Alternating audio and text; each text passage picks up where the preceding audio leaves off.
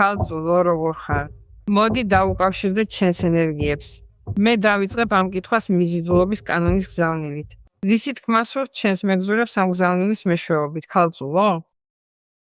ვიზუალიზაცია გაუკეთე იმას, რაც გსურს. თითქოს ის უკვე აქ იყოს, რადგან ის უკვე აქ არის. რომელია ყველაზე ძლიერი სიტყვები, რომელთა წარმოთქმა შეგიძლია მანიფესტაციისთვის? ის აქ არის, ეს აქ არის. ეს ადამიანი აქ არის, ეს ფული აქ არის, რადგან არ უნდა ჩავთვალოთ, ის აქ არის. მნიშვნელოვანია. ქალწულო მანიფესტაციის ენერგია შენთვის ძალიან ძლიერია. ნახოთ, რას გვეუბნებიან მეგზურები კარტების მეშვეობით. რას გვეუბნებიან მეგზურები კარტების მეშვეობით, ქალწულო. ნახოთ, რას გვეუბნებიან, რა უნდა იცოდე. მოუთმენლად ველი ამის გაგებას. კარგი ტრანსფორმაციის კარტი, ცხოვრებისეული გამოცდილება გეუბნება, რომ შენ განიცდი სასტიკ ცვლილებას, ძალიან მნიშვნელოვან ცვლილებას, სადაც იგრძნობ, რომ შესაბამისად უნდა იმოქმედო, სწრაფად უნდა იმოქმედო. არ უნდა დააყოვნო მიმართულების შეცვლა, რადგან შენაც ცნობიერებ, რომ რაღაც შესაძლებელია, შენაც ცნობიერებ, რომ მოგიწევს ცოტათი გადახვევა, რადგან თუ ამას გააკეთებ, სწრაფად იპოვი ბედნიერებასა და სიყვარულს. რადგან აქ ორი კარტი გაქვს, რომლებიც ამაზე გვესაუბრებიან. რა სილამაზეა. კარგი, არსებობს ნიშნები, შენ გქონდა ნიშნები, გქონდა გზავნილები, გქონდა წინათ გრძნობა, რომ ეს კარგი მომენტი იყო იმისთვის, რომ თავი კომფორტულად გეგრძნო. იმისთვის, რომ მოდუნებულიყავი, რომ გეზეიმა პირველ რიგში იმისთვის, რაც გააქვს, მაგრამ ასევე იმ სიხარულის გამო, რომელიც წამოვა, რადგან ეს უკვე აქ არის, რადგან ეს ადამიანი უკვე აქ არის. იმის გამო, რომ დაასრულე რაღაც, რაც გაგრძნობინებს იმ დიდ ჯილდოს. რატომ არ უნდა დავტკბე ამ მომენტით, ამ დასვენებით, რატომ არ უნდა დავტკბე ამ მომენტით ჩემი სახლით, ჩემი ოჯახით, ჩემი საყვარელი ადამიანებით? მაგრამ ასევე ზეიმობენ იმას, რაც არის ურთიერთობა, იმას, რაც არის ჩამოყალიბებული ურთიერთობა, რომელიც არა მხოლოდ ხდება ინტენსიური კარგი გაგებით, იმ გაგებით, რომ შესამჩნევია ვალდებულება, შესამჩნევია თავდადება, შესამჩნევია ერთგულება. არამედ აქ მე ვხედავ სტაბილურობას, ვხედავ, რომ რაღაც ძლიერად და მყარად კონკრეტდება, სადაც შენ იბრუნებ ნდობას ამ ურთიერთობაში და სადაც არავითარი რისკები არ არსებობს. გარდა ამისა, ეს არის უნიკალური მომენტი ზეიმისთვის. ზეიმობენ ამ კავშირს, ზეიმობენ სტაბილურობას, ზეიმობენ მანიფესტაციას წყვილში, ზეიმობენ იმ ფაქტის აღსრულებას, რომელიც ცხადია შენ ძალიან ბედნიერს ხდის. და უპირველეს ყოვლისა შეიძლება გრძნობდე, რომ ციკლი იხურება, რათა დაგაყენოს ისეთ ადგილას, სადაც შენი ცხოვრება ტრანსფორმირებულად იგრძნობა იმ მომენტისგან, რომელიც ფიქრობდი. ანუ წინასწარ გრძნობდი ისე როგორც გითხარი, მაგრამ ფიქრობდი, რომ ჯერ კიდევ დააყოვნებ და მოსვლას. შენთან მოდის სიახლეები, მოდის სიახლეები შენ სახლში, მოდის სიახლეები შენ სახლო გარემოცვაში. ეს შეიძლება იყოს ოჯახში ბავშვის დაბადების შესახებ სიახლე, შეიძლება იყოს ნიშნობის შესახებ სიახლე.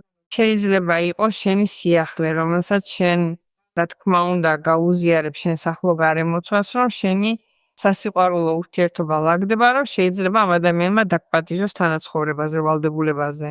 კარგი, თუნდაც ქორწინებაზე რაც არ უნდა იყოს, რადგან 4 კვერთხი ცხადია ეს არის.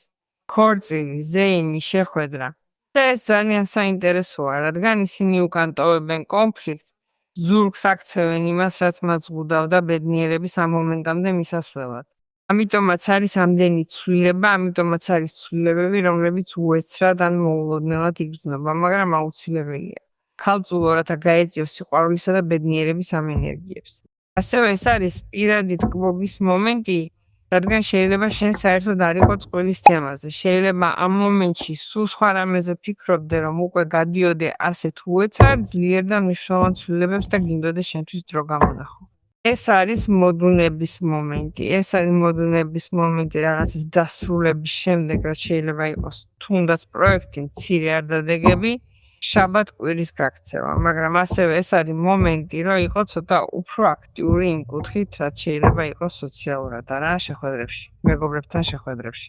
არიან ადამიანები, რომლებიც ასევე იქ არიან, გარშემო გეხვევიან, რომლებიც ძალიან ბედნიერები არიან ამ მომენტში და შენთან ერთად ტკბებიან შენი პირადი ბედნიერების მომენტებით, რომლებშიც ისინიც თავს გრძნობენ ამ ადამიანებად, რადგან ამ ადამიანებმა შეიძლება გაგაცილეს სხვა ტიპის მომენტებში, რომლებიც არც ისე კარგი იყო, მაგრამ ასევე ყვებიან ტკბობის, ბედნიერებისა და სიამოვნების მომენტებში.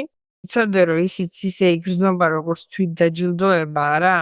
ეს მოდის დამატებითი ფულის შემოსვლასთან ან რაღაცასთან ერთად, რაც შენ გქონდა მომზადებული.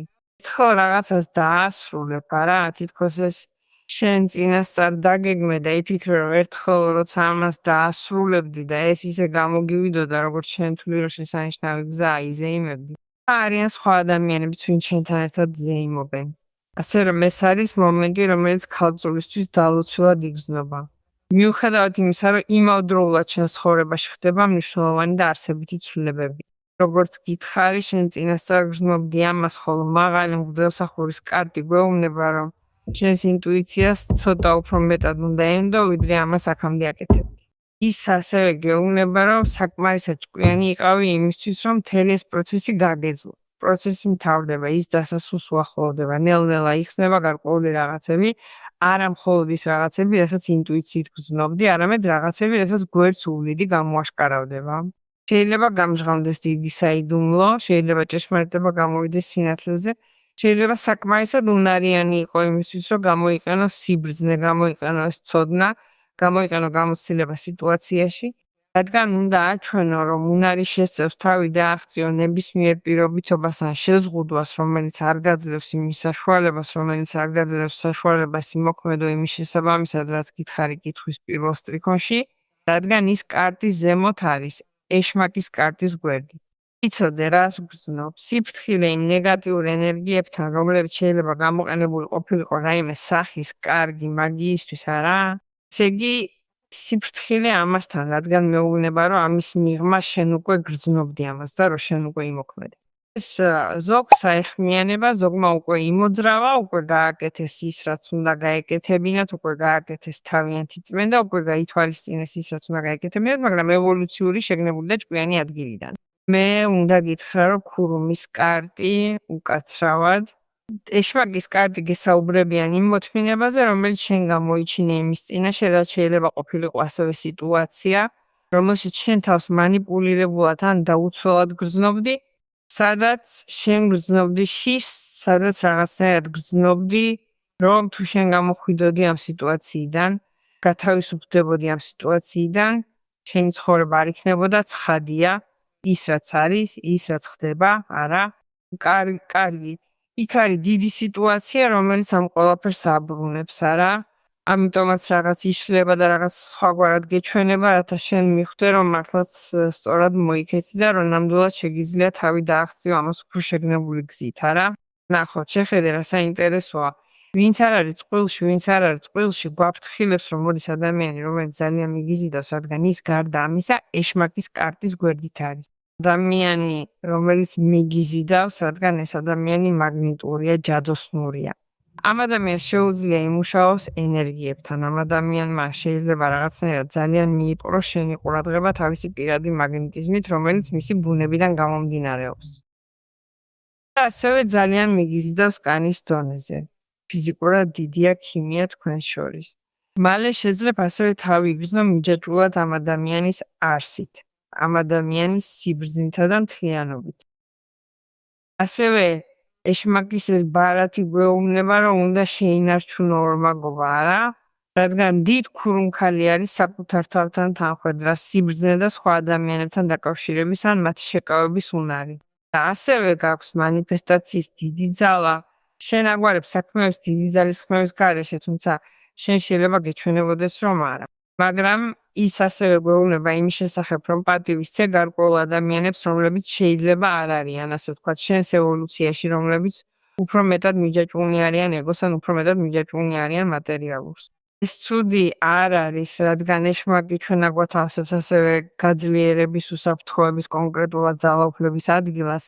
იმის ძალაუფლებისა, რომ გამოიყენო ენერგია კარგად მიმართული იმის მიმართ, ისი მიღწევაც გსურს, მართალია, რადგან ეს ამასთან არის დაკავშირებული, მაგრამ თითქოს უნდა იყო ცოტა შემწყნარებელი ვინმეს მიმართ, რომელიც ამ მომენტში ცოტა დაბალ ვიბრაციაზეა. ასე რომ ის ცოტას გვესაუბრება ამაზე, არა? ვფიქრობ, ასევე შეიძლება ამჩნევდე ვიღაცას, რომელიც არის თითქოს გულგრილი, რომელიც არის ცივი უპირველეს ყოვლისა და ასევე შენ თითქოს აწარმოებს საუბარს ამ ადამიანთან.